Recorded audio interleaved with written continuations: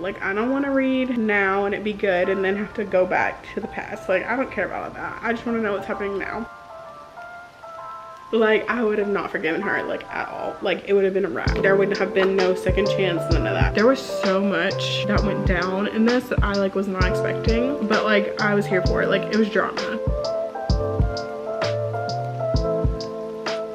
It's Bailey and welcome back to my channel. So in today's video I'm going to be doing a 24-hour readathon. I am going to be doing the timer method this time around, so I am going to be seeing how many books I can read in a legitimate 24 hours. I know that this is going to take me a few days to complete this challenge because I will be stopping the timer whenever I'm not reading. So if I'm like watching TV, then the timer will be stopped. If I'm cooking and I'm not like listening to a book or anything, like the timer will be stopped. If I sleep, the timer will be stopped. So I'm planning on trying to see exactly how much I can read in a 24-hour span. So I'm going to be starting this today and going until hopefully the 24 hours will be up by Sunday. So that gives me, it's currently Thursday, so that gives me the rest of today, Friday, Saturday, and then Sunday. So like 3.5-ish days to fit 24 hours of reading into. And I do think that that is possible for the most part. So I am currently in the middle of 2 books, so I am making those my like top priority for this readathon. I'm hoping that I'll be able to make my way through some of my TBR by doing this 24-hour readathon, but a lot of the books that I had planned to read were through like my library or Scribd, and it was like either an ebook or like an audiobook, and those aren't available to me right now. I'm on a wait. So I'm gonna see if I can pick through the books that are on my TBR that are either on Kindle Unlimited or I have like physically, and try and get those read throughout this 24 hours. So the first book that I'm gonna be starting with is Untying the Knot by Megan Quinn. I have already started this. I'm currently around 68% through it. I believe I am pretty far into it, so I do expect to finish that during this. I also am in the middle of, okay, well not really in the middle of, but I am reading Thrive by Krista and Becca Ritchie. So I am reading that right now as well. And then after that, I'm just gonna kind of go down the list of my TBR and see like what I'm kind of in the mood for. But I do have a couple of physical books that I am hoping to get to as well. So with that being said, I am going to do some reading now and start the timer. Let's see how much I can get read in the next 24 hours.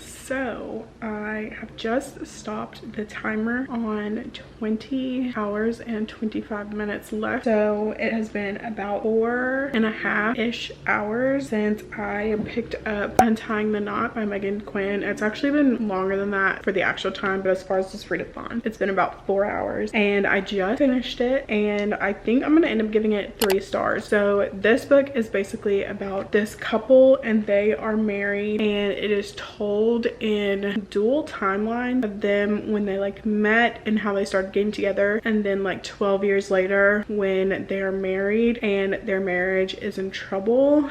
And our main girl, how did I forget her name already? Our main girl Mila is basically wanting a divorce from her husband. He doesn't want to get a divorce, so he basically is trying to win her back. And I think I'm gonna end up giving this book 3.5 stars. So this book was definitely a little bit heavy, I would say. It was not like light and fluffy like how Megan Quinn's books usually are. This one was definitely a little bit more on the heavier side, and it definitely had me feeling like hurt, like very like heartbroken over their relationship. Like I definitely felt like my feelings were hurt, and so that's how I know it was a good book.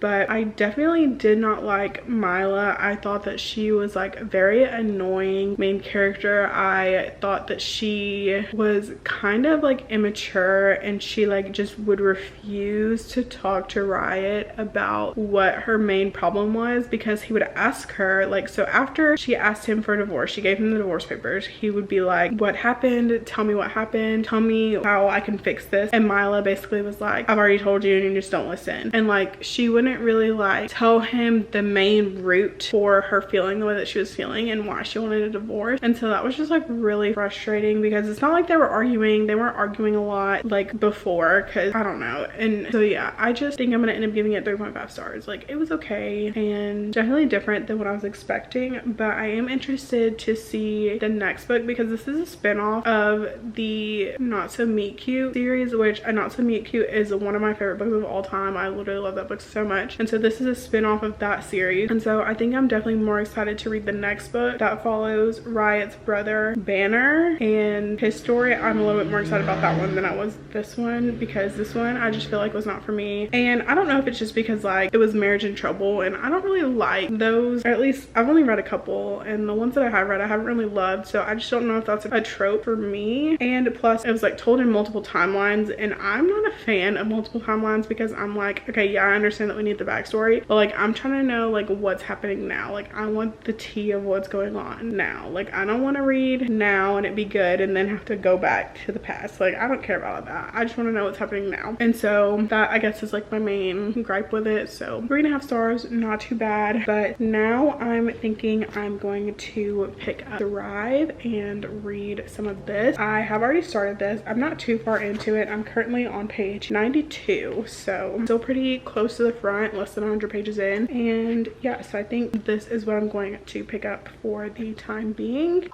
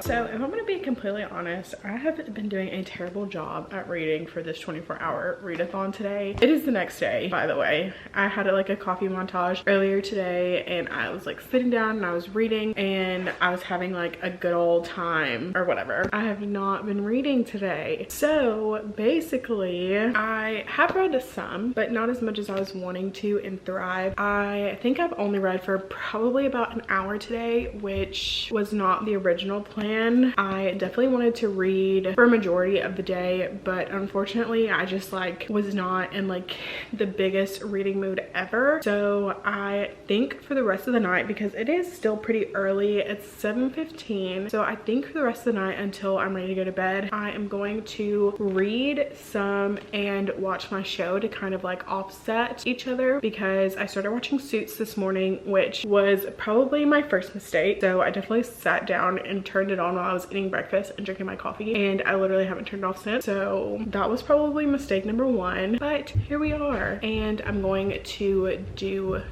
some reading, I think. So I think I'm just going to read and watch, not at the same time, because unfortunately I cannot function like that. I would not be able to focus. I would either need to focus on the TV or on the book. Also, sorry if you can hear my upstairs neighbor's dog having the zoomies right now. I am currently sitting at 18 hours, 16 minutes, and 9 seconds for the timer.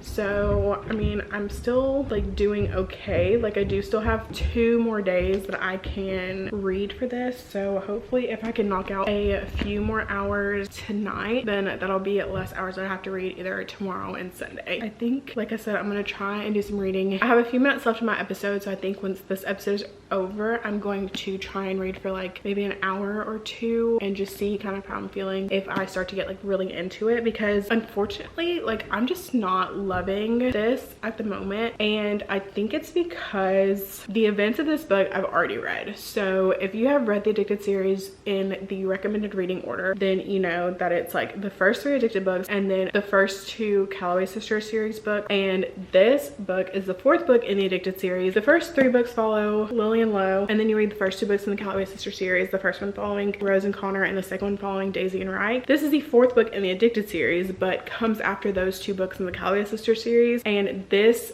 has the same event of the 2 books in the Calloway Sisters series, except told from Lily and Lo's point of view. And so I'm having a hard time getting into this because I already know what most of the events that go down are. I'm just having a hard time really getting into it, especially considering that Lily and Lo are not my favorite couple. My favorite couple is Daisy and Wright, so I'm more excited to get to like their books. I even like Rose and Connor, I think, a little bit more than Lily and Lo. So I definitely think that it's like Daisy and Wright, then Rose and Connor, and then Lily and Lo as far as like my favorite couples are concerned. So it is going a little bit lower with me picking this book up, but fingers crossed that tomorrow I'll be more in a reading mood. But maybe I will get a little bit of pep in my step tonight so I can read some more of Thrive. But I think that's gonna be it for this update for now, and I will update you guys again hopefully a little bit later. Good morning. So last night I did end up reading more of Thrive. I made it to nearly the end, but I was getting sleepy, so I needed to go to bed. So I made it to page 390, so I only have this much left, which is like not a lot at all. So I definitely see myself finishing that within like the next hour or so. When I finished reading last night to go to bed, I had 14 hours and 47 minutes and 59 seconds left. So it's been about 10-ish hours of reading, and so hopefully I'm going to knock out some more hours today. So I see myself finishing Thrive today, and then I think I'm gonna end up picking up Every Summer after that and reading that. And then once I finish that one, then I'm thinking I might pick up The Soulmate by Sally Hopworth. So those are my plans for the moment, but for now I am going to read, and I guess that's it. Hello. So it has now been a little while, and I have just finished Thrive, and so I am going to give this 3 stars. I found myself getting really bored with this book because I already knew everything that was going to happen in this book, because it is the events that happen in Kiss the Sky and Hot House Flowers just from Lily and Lo's point of view. So I really did find this kind of boring, if I'm being honest, especially considering I knew everything that was going to happen, and since Lily and Lo are my least favorite couple, it was kind of just like repetitive, and I just like didn't really love it. Like, it was just okay. So I ended up giving it 3 stars, which that does mean that I have a little bit less time on my timer now. So we are now sitting at 13 hours, 6 minutes, and 2 seconds left on my 24-hour timer. So now that I have finished Thrive, I think I'm going to be picking up Every Summer After by Carly Fortune and starting that. And I don't think that'll take me too long to read. It is a pretty short book, so I'm thinking probably about 4-ish hours maybe, but we'll see. But for now I'm going to eat right now because it's lunchtime, and then do some more reading.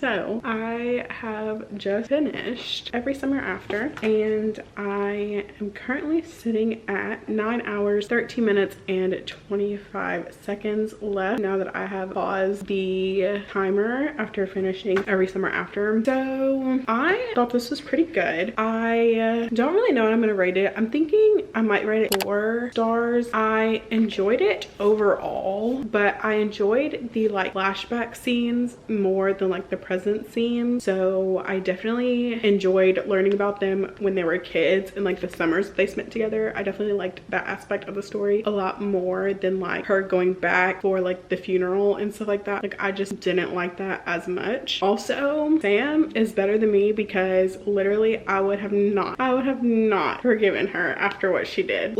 Like I would have not forgiven her like at all. Like it would have been a wrap. There would have been no second chance, none of that. So I understand why there was based on the purpose of the story, but yeah, absolutely not. But now that I finished this, I think I'm going to move on to the Soulmate by Sally Hepworth and start that tonight and maybe read a little bit, and then I'll probably end up going to bed in a couple of hours probably. I don't know if I'll read for the whole time until I'm ready to go to bed or not.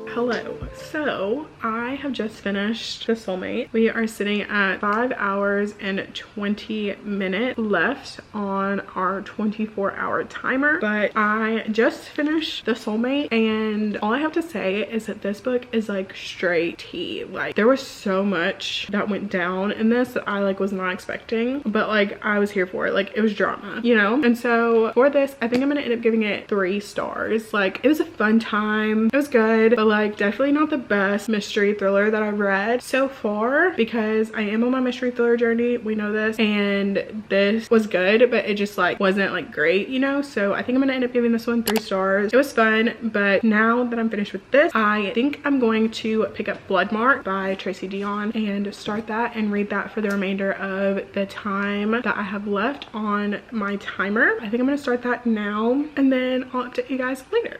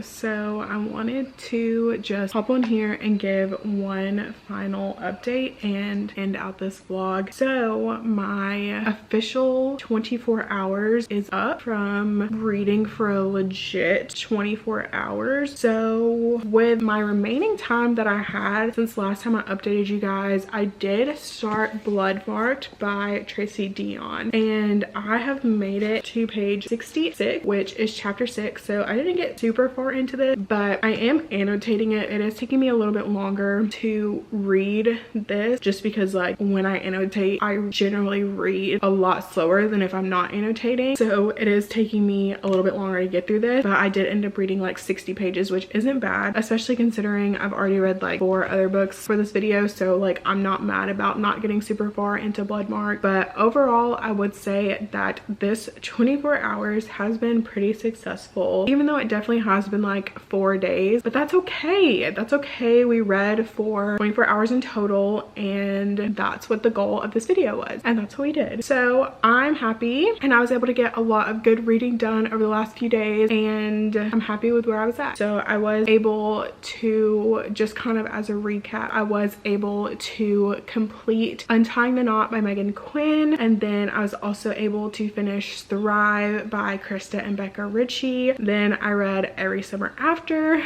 by Carly Fortune and The Soulmate by Sally Hepworth, and then I read 60 pages in Bloodmark. So overall, I would say pretty successful, and I'm happy with the results of the 24-hour readathon. But that is going to be it for today's video. I hope you guys liked it. If you did, please make sure to give it a thumbs up. Subscribe to my channel if you want to see more content from me. I will have all of my social medias linked down in the description, and I will see you guys in my next video. Bye.